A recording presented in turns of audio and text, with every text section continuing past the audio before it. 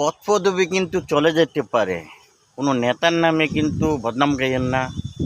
এরপরে গিয়া আপনি মনে করেন কোনো জায়গায় মিটিং মিছিলে গেছেন, কোনো নেতার নাম লইয়া কোন নেতার লোকে গেছেন, কখনো ভাই এটা কইেন না।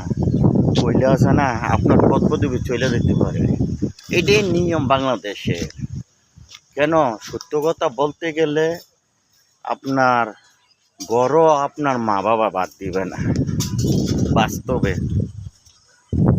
তো কেউ সত্য কথা বলবেন না, কোথায় কি করছেন রাজনীতি কইরা বা এইগুলা বলতে গেলে আপনাকে কেউ মূল্য দিবে না, কেউ আপনাকে একদিন একটা চাও খাওয়াবে না।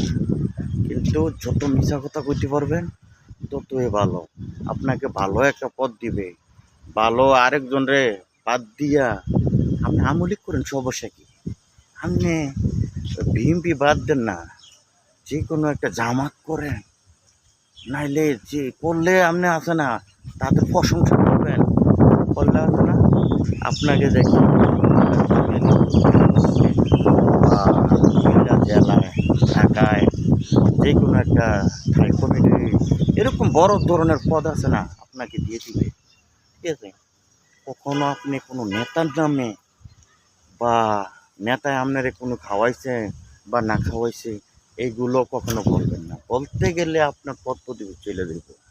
এইটাই বাংলাদেশের নিয়ম, বুঝছেন? আরে মিয়া, রাজনীতি আর রাজনীতি ক্ষমতা দিয়ে আপনি পেট নীতি করেন, যা করে লাইছেন ভুল করে লাইছেন, এখন থেকে আসেন না পেট নীতি করেন, কাজ করেন, কাজ করে আপনার মা বাবা ভাই বোন আত্মীয় স্বজন বউ বাচ্চা নিয়ে খান। তো ভালো থাকবেন। ওকে, আসসালামু আলাইকুম।